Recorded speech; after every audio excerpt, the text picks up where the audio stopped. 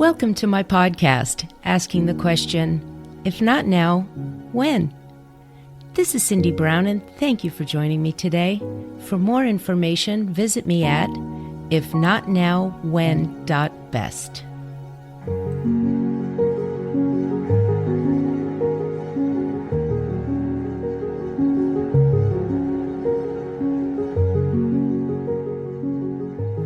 So excited about our show today. I have the honor and privilege of having Mark Schulman on my show today. Mark has enjoyed an unprecedented career of over 32 years as a first-call drummer for world-class rock and roll pop artist. He was voted top 3 pop rock drummers in the Modern Drummer Readers poll in 2014 and was the featured cover artist in May 2019 issue of Modern Drummer. Mark has done 4 record-breaking world tours with Pink and continues to work with her after 14 years. Mark Schulman on the drums, a.k.a. Disneyland, because he's the happiest guy in the world. He reminds us all to be grateful. Thanks for that.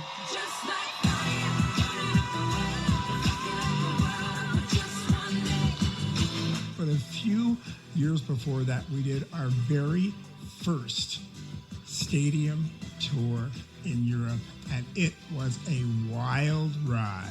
1, 2, 3, 4.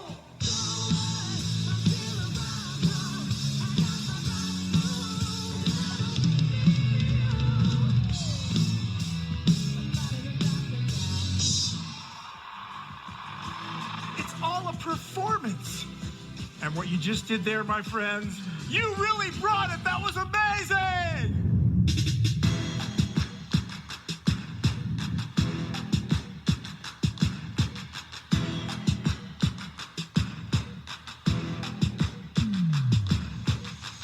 Mark's resume reads like a who's who of international rock and roll royalty, including acts such as Cher, Billy Idol, Foreigner, Sheryl Crow, Stevie Nicks, Beyonce, and so many other world-class artists. Mark has appeared on nearly every American, European, and Australian variety show, including the Grammys, David Letterman, The Tonight Show, Jon Stewart, American Idol, X Factor, and so many more. Mark's also an author, with his first book, Conquering Life's Stage Fright, and now working on his second book on attitude. We talk about those in detail during our conversation. He now spends a great deal of time as an international corporate speaker for clients such as American Express, Microsoft, Dell, IBM, Cisco, Aveda. As a celebrity speaker, Mark provides 3 simple concepts to boost attitude and performance for all attendees through compelling stories about working with world-class artists. And music isn't Mark's only driving force. He was the chairman of the board of directors for Create Now, a nonprofit organization founded in 1996 to help change troubled children's lives through creative arts mentoring. A cancer survivor himself, Mark has also motivated children and teens through his work doing seminars with the Ronald McDonald House and benefits for Teenage Cancer Trust in the UK. He's a proud husband and father, and his family is the center of his life. I just love this man. His energy and overwhelming big heart are inspiring. I hope you enjoy our conversation as much as I did. Well, welcome, Mark. It's such an honor to have you on my show today. Thank you. Cindy, you are one of my favorite people. You've just been incredible to me and my family, and it's my honor. Oh, thank you. You truly are one of the most giving people that I know, and is exemplified by the fact that you're now doing a podcast because you want to continue to give. Oh, and I always love to support people that are that way. So well, I certainly appreciate it. And, as I was preparing for our talk, I realized how much we had in common. I mean, we're both from LA. We're both cancer survivors. I think we both have a great appreciation for being alive after that, and grateful, and for a love of music. I heard you on a different interview, and you talked about you had heard that somebody didn't like music, and you were just completely baffled by that. And I can certainly relate. When I listen to music, I hear it in every cell of my body. My hobby is dance.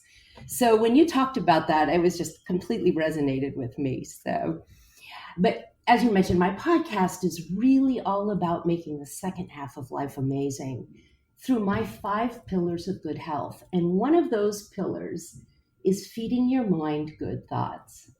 And when I met you, you were a keynote speaker at our Site Southeast event in Charleston, South Carolina.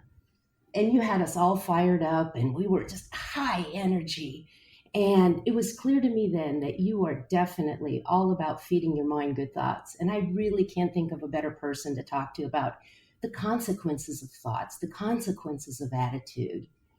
And I really think your work comes from the heart and it comes from love. So, Well, yeah, please go on. No, I was just going to say, before we go any further, you just have such a great story. So, I wanted you to tell us your story and how you became interested in music. Well, my story, I'm very, very fortunate in that I believe that it was sort of a predetermination. The drums chose me. I didn't choose drums because I was like 2 years old. I saw the Beatles on Ed Sullivan, right? Glued to the TV. I saw John and George and Paul, and it's like something resonated deep inside. Then I saw Ringo, that big, beautiful nose and that smile on the way he was like swishing his hands. And then I saw all the screaming girls, and the girls in the rock and roll always went together. I always loved girls. When all the little boys in elementary school made fun of them, I'm like, throw them my way. So I was like, I want that. And I'd say, come on, Mom, I want to play drums. And she's like, no, can't you play a nice instrument like your brother Randy? He plays violin. And so I used to go to my brother's violin lessons because my godfather was his teacher. And there was this, looked like a tall violin standing in the corner. I said, I'll play that. That looks cool. Turned out to be cello. So I ended up playing cello. And then I used to get a little drum lesson from my godfather after every cello lesson. But I could really play. I really intuitively knew what to do. I sat down at a drum set at the neighbor's house when I was 5, and I could just play the beat. And I knew about the drums and about the cymbals. I even somehow knew about the brands. And, I used to look through the Sears catalog, and my parents would go out on the weekends, and we'd have a babysitter, and I'd put a chair up, and I'd bring the Sears catalog, for those of you old enough to remember that. Oh, yeah. I'd have the page open to the drums, and my parents started buying me like a snare drum, then a cymbal, then a hi-hat. Finally, at 9 years old, they bought me my first drum set. I did my first professional gig at 12, and I never looked back. At 12? Because I was just at 12. Well, I had the drums for 3 years at that point. You can't stop a guy like me. I mean, as I said, all I did was play. And I give my parents so much love and gratitude because they were, we have 2 college professors whose bedroom is right next door to their son who has drums, who plays every spare moment, and they supported me so unbelievably well, considering they didn't really empathize with the passion so much. I mean, my mother used to write parodies to shows and she would write poetry and blah, blah, but they didn't understand the depth of the drive. My brother had the same drive, but my brother never chose music as a career. Right. So for not understanding the depth of the drive of what I had, and I'll tell you, and they would always talk about how I had such a high IQ, and of course this is just a hobby, and I went to college and I was going to be, a doctor and a lawyer, an attorney, whatever. Right. Then I quit college after 2 years and started playing full time. But then when I got my first road gig at 26, they were like, "Oh, he's making money. Okay, I guess there's something to this drumming thing, But in between, I had a chance to audition for my first big gig, and it was this band called Bad English. They were a super group. It was the guys from Journey and John Waite, the British singer. And I thought I was ready, and I just screwed that one up so badly because I had so much stage fright and had just then, because I'd been on stage, I never had stage fright, but I was so afraid. I was rushing so badly, which rushing as a drummer is the worst thing you can possibly do. So I literally made 2 promises to myself. That became a very defining day for me. I thought I was going to get the gig. Instead, it was the day that I made the decision whether I was going to quit or keep going, because I made 2 promises. And the first promise is, nobody's ever going to tell me I'm speeding up or slowing down unless I want to speed up or slow down. And I spent the next 2 years working my butt off to create really precise internal meter, which is important for every musician. And the other promise I made to myself is I was going to transfer that fear into confidence. And that's what ended up leading me to write my first book, Conquering Life Stage Fright, 3 Steps to Top Performance. So, and to this day, nobody's ever told me I'm speeding up or slowing down unless I want to speed up or slow down, because music is organic and there's nothing wrong with tempos changing. It's just that know that you're doing it so you don't have somebody else going, hey man, you're speeding up or slowing down, therefore you're fired. Or you're playing a song and Pink's in the air, or you got dancers in the air that are relying on you. Literally, their lives are relying on you, and you darn well better have perfect meter and perfect tempo and be perfectly in sync, or you're going to trigger them to fall. So, it's all kind of paid off, but, so that's my story. And then I followed that path. And how it got into speaking, just very briefly, is part of my path because I had these 2 professorial teaching parents. It was in the blood, right? Yeah, so I started teaching when I was 19, and my mom ran a tutorial center and gave me my own class to tutor in English. My dad had a PhD in grammar and composition. Then I started doing drum clinics, when you get up in front of drummers and start teaching them stuff and tell stories. Well, I did probably 1,000 drum clinics. And at a point I realized I could transfer all of this information from this small microcosm of drummers to other people and use music as the metaphor for top performance, because I had also met Dr. Jim, who's like the mentor of my life. And I stopped drinking and doing drugs and got real serious about doing internal work and studying philosophy. And I realized that the people were getting more out of my stories and my success stories and my success coaching, so to speak, than they were my chops, even as drummers. So I thought I could make a really valuable presentation for the collegiate and corporate market. So then I worked my ass off to study the corporate market and studied with 2 speaking coaches and an acting coach and a director and a storyteller. And I refined my presentation. My very first big presentation for IBM was a big bomb. I tend to be the guy that has really big failures that I learn from, but come to find out that the greatest most accomplished inventors and entrepreneurs and wealthy people all had huge failures. So part of it is being willing to fail and being willing to fail big, because my big failures were what I learned the most from, because they shock you and they make you realize, okay, if for lack of any other reason you don't want to do that again, which is a negative goal, but for me it was like, what can I do that is going to work? Putting it in a sort of a positive goal stance, because that's my philosophy is double negative goals. Your mind focuses on whatever you want to focus. If you focus on what you don't want, that's what you get. So you damn well better change that focus to something that you want, then you can move forward and you can become proactive. So that's my shtick. I know I've talked a lot, but that's my whole shtick. No, I love it. I love it. And it's so real. Lisa Nichols. I don't know if you've heard of Lisa Nichols, but of course. Oh my God. My favorite is the best gifts in life are wrapped in sandpaper. And I love that. That's my mantra. That's awesome. I love that. Right? If she hasn't said it already, I just plagiarize it, but I won't plagiarize it. She's too good. She's awesome. But I just love that, because equally, when I look in life's review mirror, those things that I went through, like you, they were painful. They were scratchy gifts. But man, I'm here today because of those things that happened. And what you're describing, the same thing. It's just a universal truth, Well, and when it comes to COVID, I learned quite a few things. First of all, I never thought I could recreate, you saw me live. It's all energy. It's drumming. It's Absolutely. A lot of great content, but it's like a lot of interactivity. And I was the guy that said I could never recreate this virtually. And what I discovered about COVID, period, about these big life-changing situations, it's all how we manage change. And there's 2 ways to manage change. You either embrace it or you resist it. And I was resisting it. You realize this was going to be my windfall year. I had 19 speaking gigs in March and April. I worked my butt off to get up to that point. And all of them got either postponed or canceled. And I was like, I was really resisting COVID and the change and the virtual performance. And then I woke up one day and I said, quit telling yourself some BS story about why you can't do it.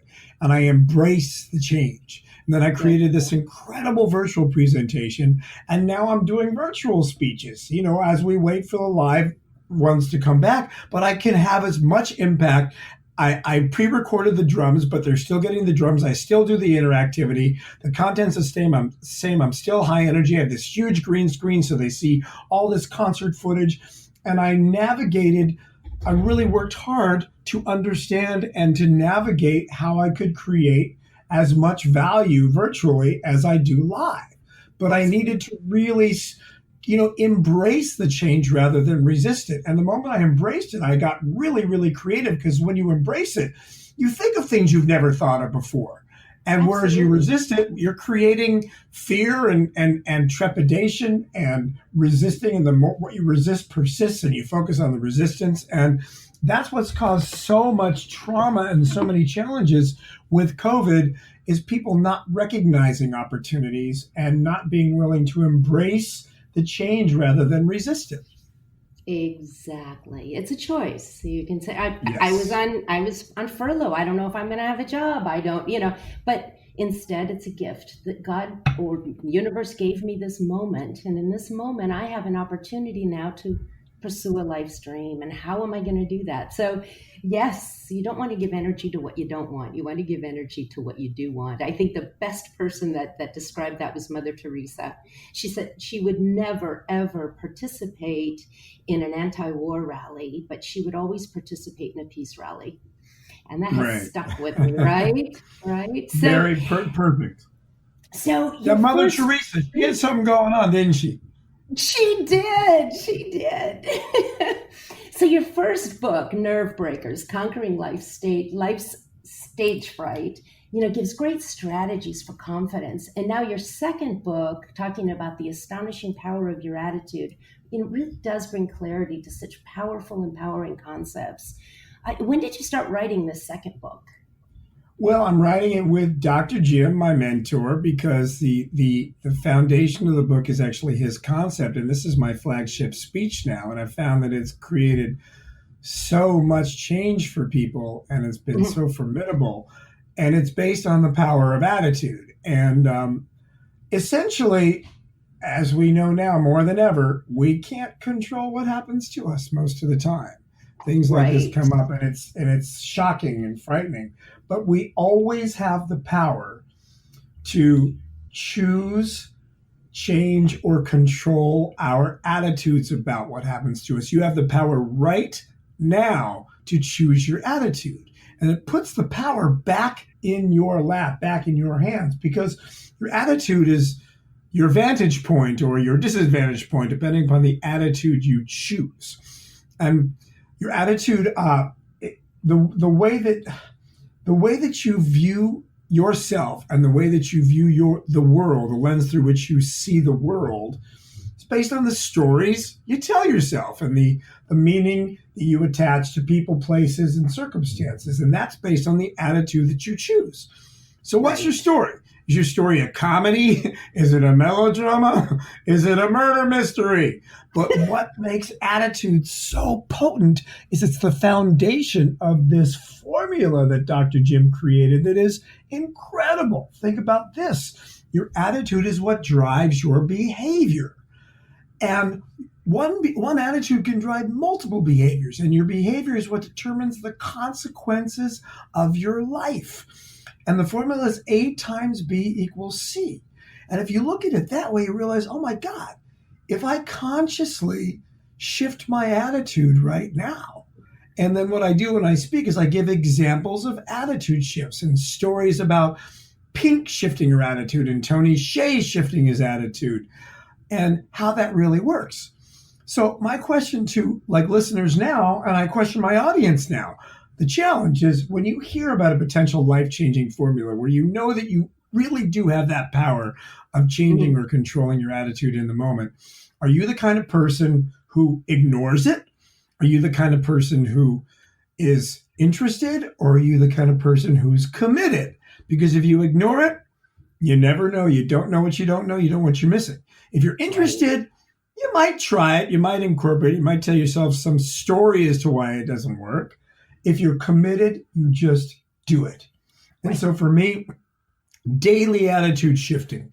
And if you're committed, what we discovered is the best way to implement it is to reverse engineer it and get outrageous. Think of the greatest consequences you could possibly imagine. Let your mind go crazy. Step outside your comfort zone. Go way beyond your comfort zone. Go way outside of the box. I just Hmm. busted the box because I found that the world class begins where your comfort zone ends.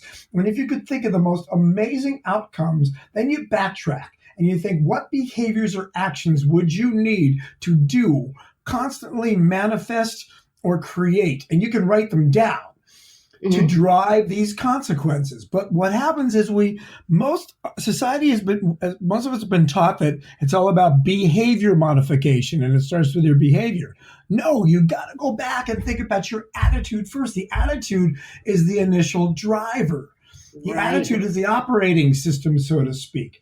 What attitudes would you need to consciously create or choose or shift? Sometimes I shift my attitude multiple times in a day. And I may stop and go, okay, I'm creating a conscious attitude shift right now. What's going to serve me? It's going to serve me to be joyful. It's going to serve me to be positioned. It's going to serve me to be kind. It's going to serve me to, like I say with my wife, I'd rather be happy than right. It's going to serve me to be happy rather than right. And that's Yep. going to drive a very different behavior, producing very different consequences. Absolutely. It's a game changer. And the A times B equals C, it sounds quite simple, but when you start to peel it back, it's quite profound. And It's I think it's, profound. yeah, yeah, yeah. It So is. But let's face absolutely. it, that you don't want the simple stuff is what works because there's so Yes. many complex psychological formulas and so much complexity in psychology. When I was researching my first book, I don't know if you have you heard of Google Scholar. There's a whole other level of Google called Google Scholar that's all like research papers and PhDs and I went down that hole of psychology really because conquering life stage fright was based on another triad called clarity, capability, and confidence. Meaning, if you have an extremely clear, you have to have real clarity about your goal, and then that dictates the capability you need to develop. And once you develop the capability, that brings you naturally to confidence. So the confidence is real. Like I tell people, if I get on stage and I am not capable, in other words, I don't know the songs, I should be scared, you Right. know? So Exactly. I went down that Exactly. hole of researching clarity and capability and the psychological ramifications, and it can get super, super complex. But when I'm here to write a book, I interviewed a lot of top performers, and when I'm there to speak, I want it simple. Like we're Right. talking now, I want people to be able to walk away from this conversation being able to just immediately employ what I say and be able to take it and use it for their highest good. That's the idea. So simplicity is Absolutely. king, and It is brevity can because be king. Uh, True, because I can now, taking that A times B equals C, if for whatever reason I start to get an attitude that doesn't serve me and it doesn't serve how I want to show up in the world, I can just Right. quickly think about, hey, but wait a minute, this attitude is not going to serve me. Let me back up and, put my minivan in reverse, my brain minivan, Yeah. and say, wait a minute, let me take another road because it's not going to serve me going this route. So I love Especially that when because, you're clear about the outcome.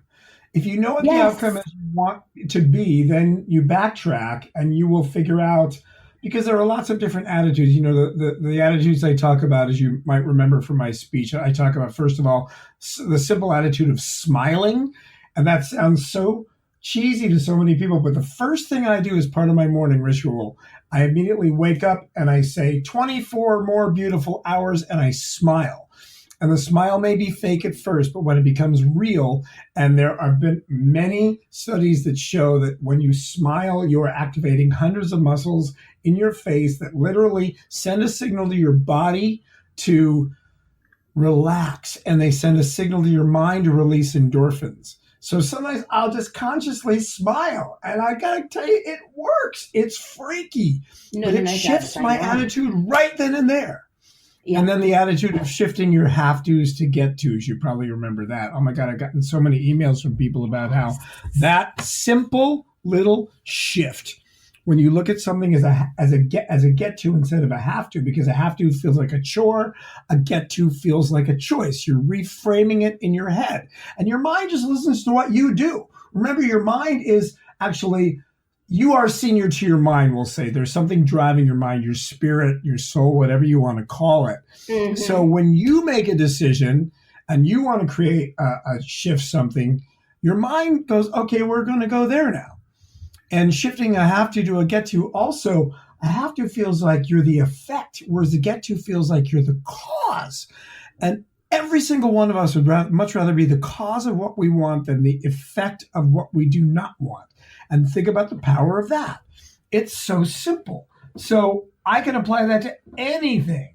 And even my daughter, it's like, oh, I have acting class. She's only 10. Well, you don't have to have acting class, Zaid. Her name is Zaid. You get to have acting class because you're becoming a world-class actor at 10. She's got the best agent, the best manager, and she's doing great. And so, trying to get my family to reframe it. I know. It's up to the individual. If the individual decides they're going to reframe something, and you simply do it, as I say, you commit.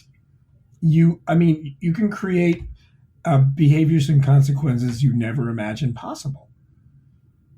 It's within your realm. Absolutely. It's within your reach.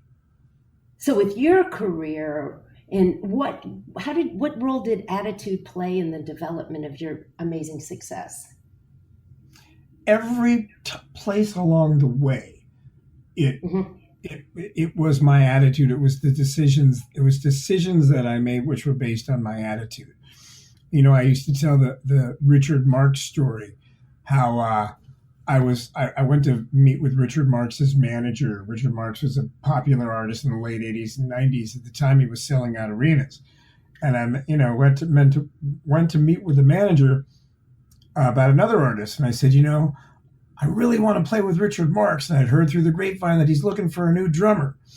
And I said, oh, I would love the opportunity, to the manager. So I was ballsy enough to shift my attitude. Now, this was a very volatile manager, so he could have gotten really angry, and he could have just said, you got a lot of nerve, get the hell out of my office. But instead, he's like, I'll tell you what, man, listen, if you really want to play with Richard, there's 20 other drummers. I'll put you in line. You can audition with all the other drummers. And I thought, wait a minute, I got to think of something else. I got to shift my attitude. What else can I do? And then on the spot, I thought, well, why don't you? Oh, that's right. He had told me that they were going to play one more just promotional gig for the radio stations. It was a small little gig the drummer was going to do, and then he was leaving because he wanted to leave the band and be with his family. And then they were going to audition all these drummers. And I said, Alan, why don't you let me play that last gig? That could be like my audition, and I could save you the time and the energy and the money of auditioning all these people. I was speaking manager speak. I was assuming his viewpoint, assuming his attitude. Mm-hmm. And, I'm on the phone with this guy going, oh, what's he going to say? He's like, interesting idea. I'll tell you what, let me call you back. I don't know what he's going to do. He calls me back and goes, I talked to Richard. He wants to meet you. Sure enough, I met with Richard. He liked me. He let me play the gig. I got the gig, and I did my first big rock and roll world tour. Wow. I mean, that's an attitude shift, baby. That's like making a conscious decision. Exactly. So, you touched on this, but I want to reframe it again because I think it's really, I love your message about how to overcome stage fright. Because, even if you are a musician performing in front of 1,000 people, or you're at work having to present a project, or even presenting at PTA, right? I think everyone feels that angst or anxiety when they need to get up in front of people. So you were talking about the 3 C's. So I kind of want to rewind and frame it from that, so people understand how we can, on a daily basis, use this important tactic to help us get through that. Well, I have 24 chapters, and they all approach it from a slightly different perspective, and there are actually action steps that you can do at the end of each chapter, because we all sort of learn differently, and we all resonate with different things. But essentially, I mean, clarity, capability, confidence is so critical because if you have a clear goal, There you go. because here's the thing to remember about fear to begin with. The chemistry in the body for fear and excitement are identical. It's just our perception and our projection that determine our experience. I'm not talking about Wow. life-threatening fear. I'm not talking about stepping in front of a bus or having somebody hold a gun to your head, but everything else, all that stage fright, all the trepidation, all our unwillingness to communicate or not pick up the phone or getting overwhelmed before we're going to go in for a job interview or we're going to give a presentation, that's all just bullshit. It's all stuff that we're telling, it's stories we're telling ourselves based on our perception. So if you understand that you have a clear goal, what's your goal? I want to give a presentation. I'm going to go in and give a presentation to my employees. But for some reason, I've decided, or I have a prejudice in my mind that I am scared about that this is fear, where you can actually reframe it so it can actually be excitement. So what is your goal? Your goal is you're going to give a presentation. So do you have absolute clarity about what you're going to say? If you have absolute clarity about what you're going to say, have you rehearsed the presentation? Do you know exactly? Have you developed your capability? So even if you are so overwhelmed with anxiety, you can still do it. Because So what that's usually the happens second C. That's the second C, confidence, right? That's the second C. No. That's capability. Because what Capability. happens is the anxiety usually wanes or wears off in about 45 seconds anyway. Once you get started and you're in the flow, it kind of wears down. And that's where the capability is really critical, because if you haven't done the work, I mean, I run my speech every day, Cindy. I get on the treadmill, I run 3 to 4 miles, and I run my basic speech every day, hundreds and hundreds and hundreds of times. And I still do it. I've given 1,000 speeches and I still practice it. Yeah. Because there's still times where my brain spaces out. But I have such confidence, real confidence, because I practiced it so much. So the more, if you really feel nervous or anxious about something, just do more things to develop a greater level of capability, because that will lead you to real confidence. Tony Hsieh is an example.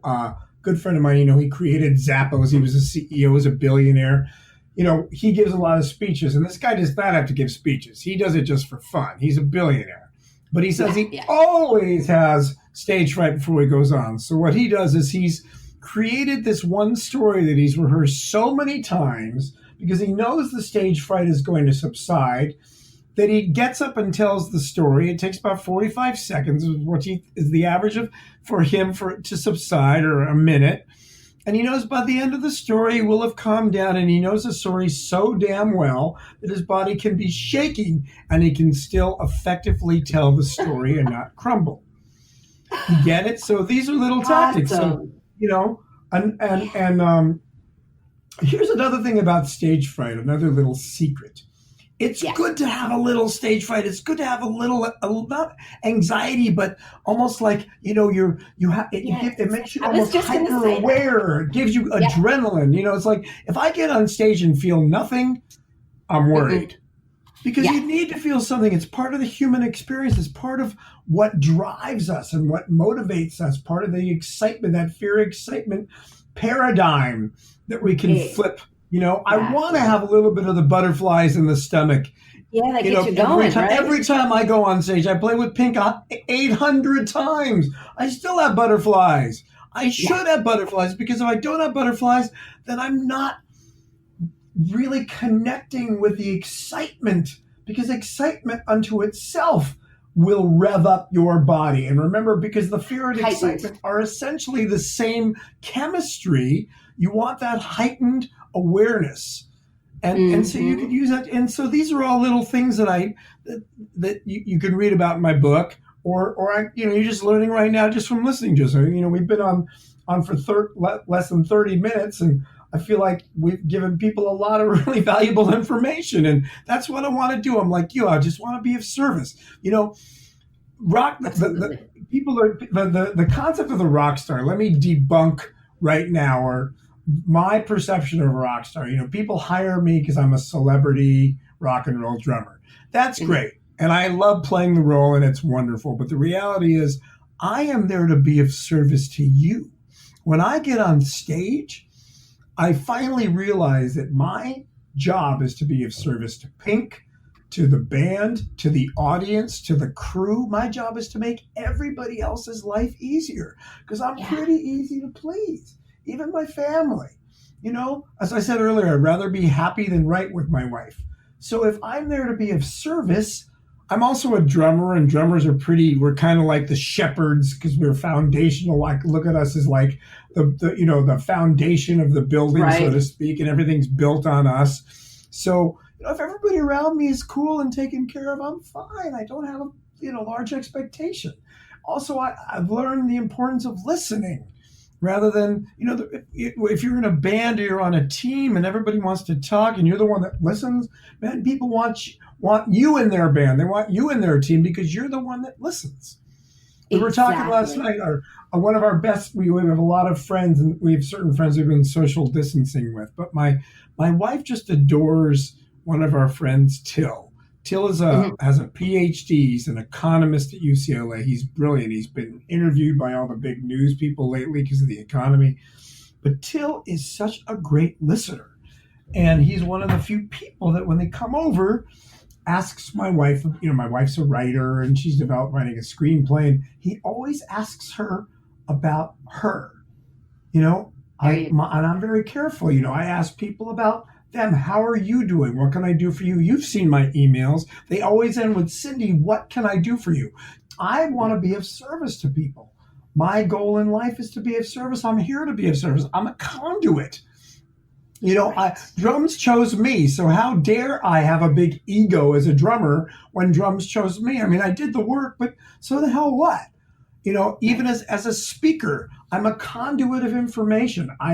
I realize that I got my parents' skill of teaching, so I leverage my celebrity to be able to get gigs with high-end clients like, American Express and IBM and Dell and Walmart and SAP because I want to be of service, not because of my ego. And, one of my favorite parts of speaking live, the only thing I can't do virtually is speaking live. And you saw it. It's like the line after my speech for people to take photos and get autographs and to chat and to connect always takes longer than my speech. Yes, because you are just such an open heart. One thing that's always stuck with me is what will matter is not what we've learned, but what we've taught. And you just exude love and you just exude this excitement. And I think my mantra is for every action, there is an equal and opposite reaction. And our choice is to live. And then there's this thing about vibration that love vibrates at a very high frequency. Hate vibrates at a very low frequency.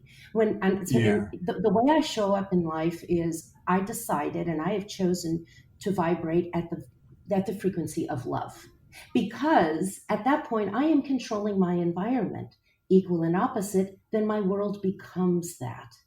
And I see that so much in you as well. It's just, so there's another, I heard you talk about something that I absolutely loved as well. And it was during an interview and you said, I remain open.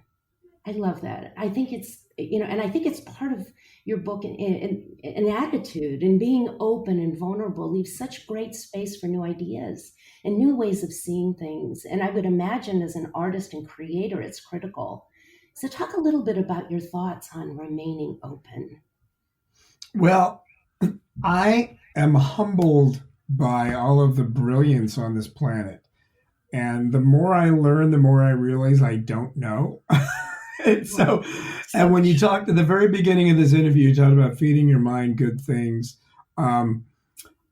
That is what I do every single day. I'm always listening to podcasts and reading books. I'm reading Malcolm Gladwell's new book. I love Tom Bilyeu and his podcast Impact Theory because he interviews the greatest thinkers and philosophers and entrepreneurs, and I'm always listening and learning. I'm always upping my game, and Me too. I'm always evolving my speech. And because to me, it's like as I get older, I just want to learn more because that keeps us, we're either growing or dying, right? So I don't want to be dying. I want to be growing. I got a 10-year-old. I'm in my 50s. I mean, I want to be a centurion, man.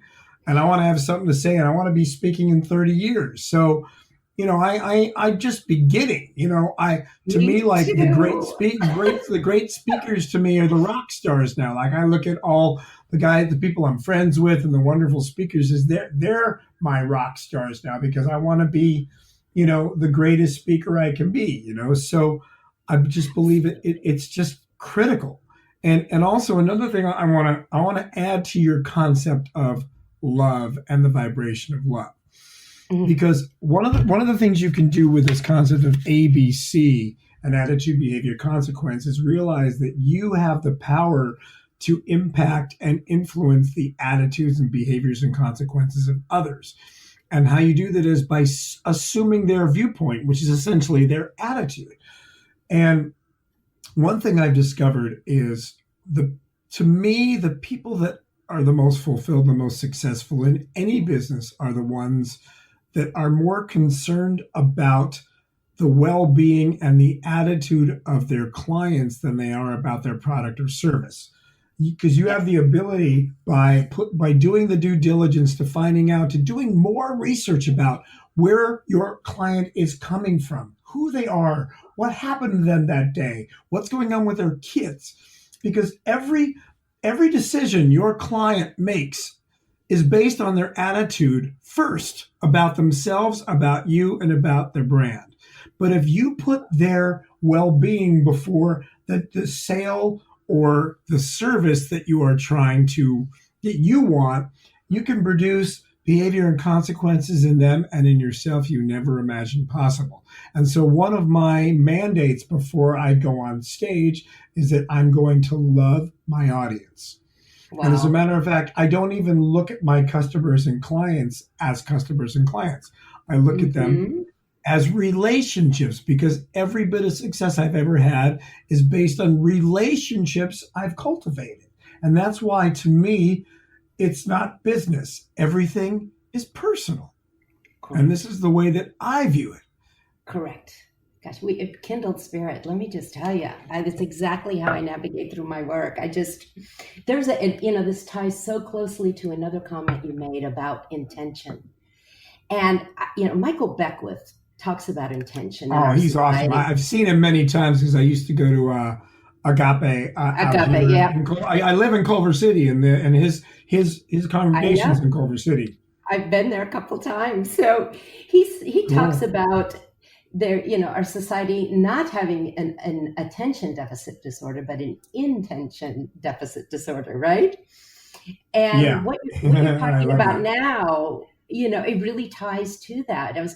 You talk about intention, but it is that intention getting up on stage, right? What is that? Your intention is love, and it makes all the difference in the world when you do that. Well, my intention is to be of service.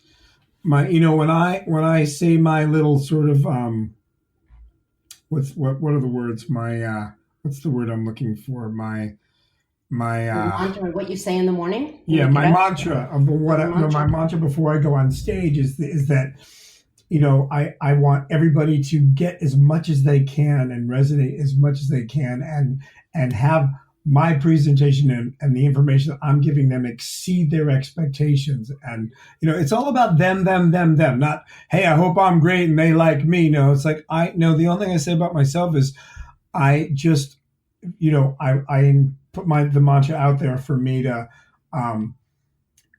be on, remember all of my content in a flowing way and present it in a way that the audience really, really resonates and they walk away with more than they expected.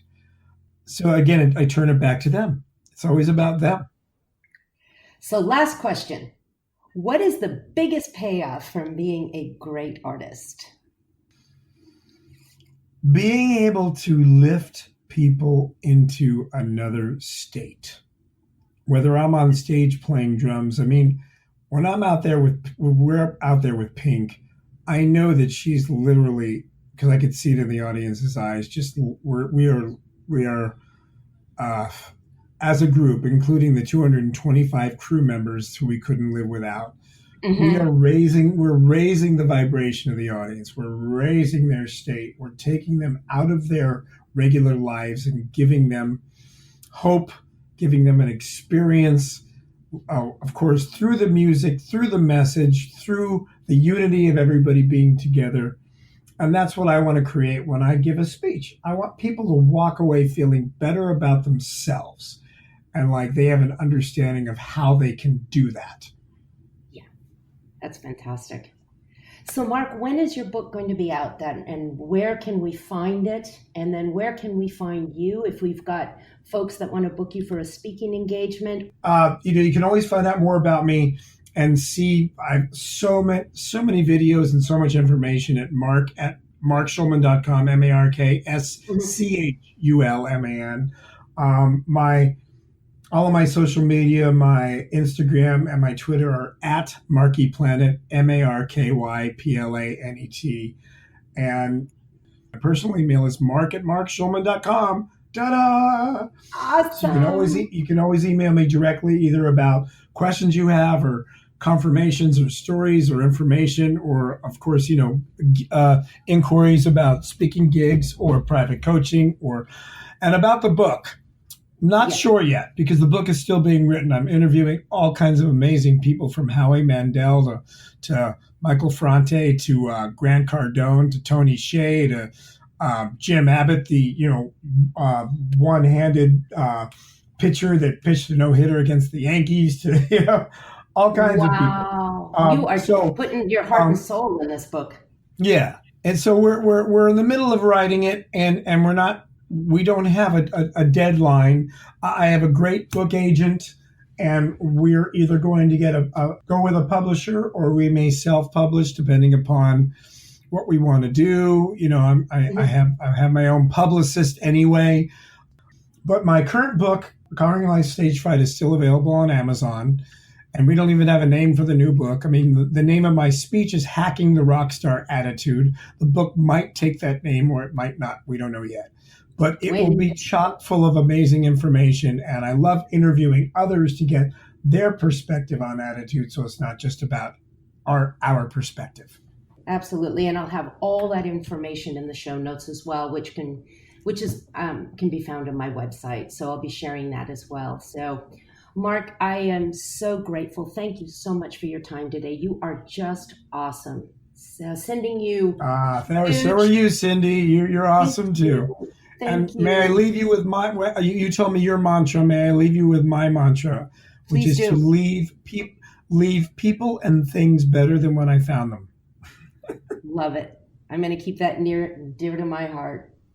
So big virtual hugs, and please pass that on to your beautiful wife and your beautiful miracle daughter. I will. Thank you for everything you've done for us, and I'm so honored to have been on this. Your questions are fantastic, and thanks again.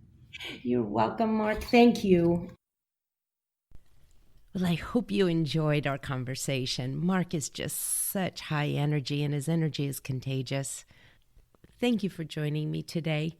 And make sure you log on to my website at www.ifnotnowwhen.best to join our community. Wishing you peace, love, joy, and good health. Bye for now.